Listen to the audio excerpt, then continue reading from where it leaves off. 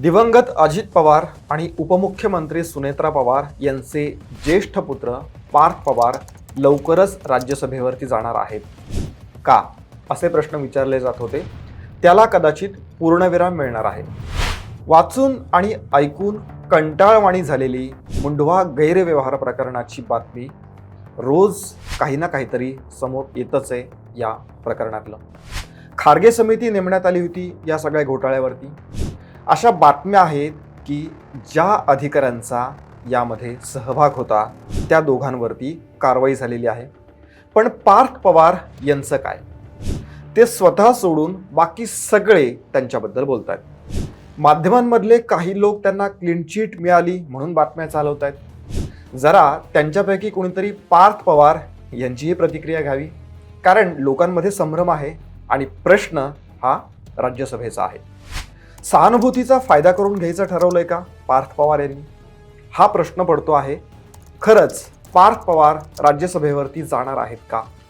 जर ते तिकडे गेले तर मग त्यांच्यावरती आरोप करणारे, हे प्रकरण लावून धरणारे माहिती अधिकार कार्यकर्ते विजय कुंभार आणि अंजली दमानिया या काय करणार आहेत?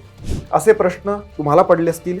त्याची उत्तरे आपण या व्हिडिओमध्ये शोधणार आहोत. सो पूर्ण पहा आणि चॅनलला सबस्क्राईब करा.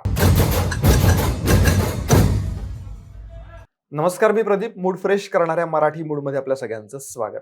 सामाजिक कार्यकर्त्या अंजली दमानिया यांनी अलीकडेच पत्रकार परिषद घेतली आणि पार्थ पवार यांना क्लीन चिट दिल्याच्या बातम्या खोट्या असल्याचं पोटतिडकीनं सांगितलं. खारगे समितीचा अहवाल आलाय आणि त्यांना क्लीन चिट दिली गेली आहे. त्यांचं नाव कुठेही नाही, असं एकदा नाही तर दोनदा एकच वर्तमानपत्र छापतं. आत्ताच्या घटनेला कुठलाही रिपोर्ट आलेला नाहीये आणि रिपोर्टमध्ये पार्थला क्लीन चिट मिळूच शकत नाही, हे मी खात्रीने सांगू शकते. पण राजकारणामध्ये जसं आपण अनुभवी मानतो एखाद्या नेत्याला, तसं अंजली दमानिया या सुद्धा अनुभवी आहेत. त्यांची तळमळ ही समजण्यासारखी असली तरी वस्तुस्थिती काय आहे हेही त्यांनी लक्षात घेतलं पाहिजे. याच वेळी त्या नेमकं काय म्हणाल्या होत्या? त्या म्हणाल्या होत्या की खारगे समिती असो की आणखी कुठली समिती, सरकारने सांगितलं तर लगेच अहवाल देतील, नाही तर 10 वर्षही अहवाल समोर येणार नाही. बरोबर. आता इतके दिवस उलटले, हा सगळा घोटाळा उघड होऊन त्यावरती पवार कुटुंबात 2 लग्न समारंभ झाले, पार्थ पवार यांचं विदेश गमन झालं. पण या प्रकरणावरती खुद्द पार्थ पवार एकदा सुद्धा बोललेले नाही. यावर आम्ही आधी जो व्हिडिओ बनवला होता त्यात म्हटलं होतं की त्यांना कदाचित बोलता येत नाही म्हणून ते प्रतिक्रिया देत नसावीत. पण सरप्राइझिंग काय माहितीये का?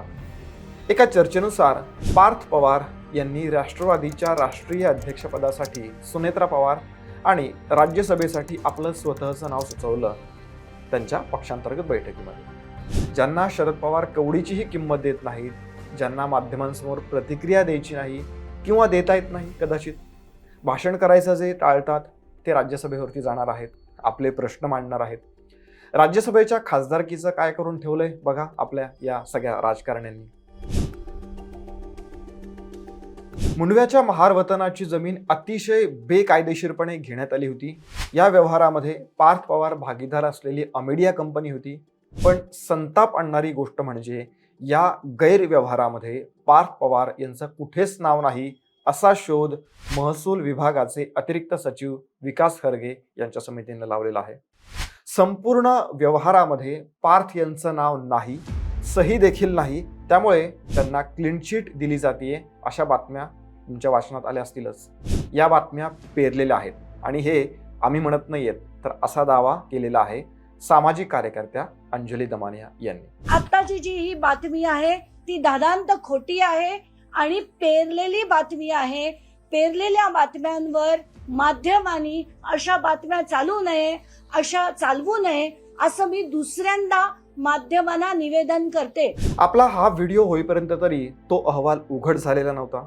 पण दमानिया यांनी कितीही विरोध केला, कितीही संताप व्यक्त केला, तरी त्या पार्थ पवार यांच्या विरोधात फारसं काहीही करू शकतील असं वाटत नाही. कारण याआधी त्यांनी ज्यांच्या विरोधामध्ये लढाया लढल्या त्या नेत्यांचं फारसं काहीही झालेलं नाही. आता लेटेस्ट उदाहरण म्हणजे धनंजय मुंडे यांचं आहे.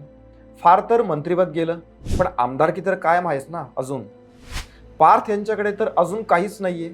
राजकारणाचं बेसिकच कच्चं असल्यामुळे माध्यमांच्या समोरही ते येत नाहीत. पवार कुटुंबावरती निष्ठा असल्याचं भासवून त्यांच्या पक्षातले बरेच जण पार्थ यांची बाजू घेऊन अंजली दमानिया यांच्यावरती खालच्या पातळीवरती टीका करतात. माहिती अधिकार कार्यकर्ते विजय कुंभार यांना तर कोणत्याही अशा चौकशी समितीवरती विश्वासच नाहीये आणि दुर्दैवाने घडतंय सुद्धा तसंच. त्यांचा पक्ष सत्तेबरोबर आहे, त्यामुळे काय होणार हे खरं तर वेगळं सांगायची गरज नाहीये. एवढंच काय, रोहित पवार असतील, सुप्रिया सुळे असतील यांनीही पार्थ यांचीच बाजू लावून धरलेली आहे. पवार कुटुंबातली व्यक्ती असं काहीही करणार नाही असा विश्वास सुप्रिया सुळे यांनी अलीकडेच व्यक्त केला होता आणि ते तुम्ही ऐकलं देखील असेल. हे सगळं बघता पार्थ यांच्यावरती कारवाईची शक्यता नाही वाटत. सुनेत्रा पवार यांनी राज्यसभा सदस्यत्वाचा राजीनामा दिला की पार्थ पवार बघा जातात की नाही राज्यसभेमध्ये. पण पार्थ पवार यांना थोडं जरी समाजभान असेल ना, तर त्यांनी एक गोष्ट ध्यानात घेतली पाहिजे की जर आपण कोणाचं तरी प्रतिनिधित्व करण्यासाठी लोकशाहीच्या मंदिरामध्ये जात आहोत, तर किमान आपल्यावरती जे काही आरोप होत आहेत त्याचं स्पष्टीकरण द्यायला हवं. आपल्या जबाबदारीची जाणीव असायला हवी. त्यांना ती आहे असं आत्तापर्यंत तरी जाणवलेलं नाहीये. आपण आतापर्यंत राजकारणी हे भ्रष्टाचारी, दादागिरी करणारे, घोटाळेबाज असतात हे पाहिलं आहे, ऐकलं आहे. एखाद्या मंत्र्याने घोटाळा केला तर निष्पक्ष चौकशी झालीच तर नाईलाजाने राजीनामा द्यावा लागतो, हे सुद्धा आपण बघितलेलं आहे. तसं घडलेलं देखील आहे. वर्षानुवर्षे राजकारण करणाऱ्यांच्या बाबतीत हे अगदी सामान्य. पण ज्यांच्या करिअरची सुरुवातच अजून व्हायची आहे, लोकांच्या कामांना अजून सुरुवात व्हायची आहे, त्यांनी आपली ओळख महाराष्ट्राला काय करून दिली बघा. आणि बातम्यांचे हेडिंग काय असतात? पार्थ पवारांच्या राज्यसभेचा मार्ग मोकळा, मुंढवा गैरव्यवहार प्रकरणी क्लीन चिट. किती दयनीय अवस्था आहे ना आपल्या राजकारणाची आणि राजकारण्यांची. विचार करा. अजित पवार यांचं दुर्दैवी निधन आणि त्यानंतरचं राजकारण कोणत्याही व्यक्तीला व्यथित करणार आहे. राष्ट्रवादीचं विलिनीकरण विषय चघळला जात असतानाच आता पार्थ पवार यांच्या राज्यसभेवरून बातम्या पेरण्याचं काम हे माध्यमांचं सुरू झालेलं आहे. पार्थ यांचा घोटाळ्यातला सहभाग अजून उघड झालेला नाही, चौकशी अजून पूर्ण झालेली नाही. त्यामुळे अशांना राज्यसभेवरती पाठवण्याच्या ऐवजी अनेक सक्षम उमेदवार आहेत, त्यांचा विचार केला जावा.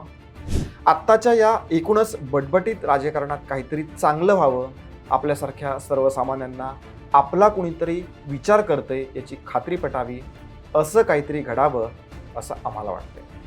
तुम्हाला काय वाटतंय? आणि एकूणच या सगळ्या विषयावरती तुमचं काय मत आहे? राष्ट्रवादीमध्ये जे काही सुरू आहे त्यावरती तुम्हाला काय वाटतं हे आम्हाला कमेंट करून सांगा आणि व्यक्त व्हा. या व्हिडिओमध्ये इतकंच. जय हिंद, जय महाराष्ट्र.